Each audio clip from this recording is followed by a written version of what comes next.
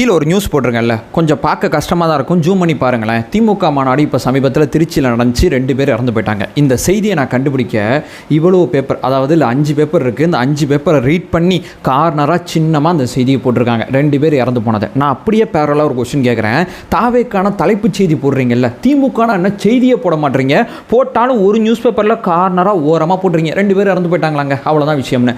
இந்த 2 பேர் இறந்து போயிட்டாங்க. ஒரு வாகன விபத்து நடந்திருக்கு, அதை கடந்து போனீங்கன்னா ஒரு வேனு கவுந்திருக்கு. எதுக்குமே திமுக சைட்லேருந்து ரியாக்ஷனே வரலையே, ஏன்?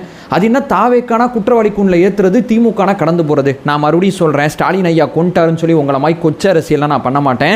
என் தலைவர் அப்படி என்னை வளர்க்கலை. தலைவர் விஜய் அவர்களை சொல்கிறேன், ஆக்சுவலாக இது விபத்து நடந்திருக்கு, பொறுப்பேற்றுக்கங்க, இறுதி அஞ்சலி செலுத்துங்க, அந்த குடும்பத்துக்கு தேவைப்படுற இழப்பீடை கொடுங்க, அவ்வளோதான் இந்த வீடியோ மூலமாக நாங்கள் சொல்ல வர்றது.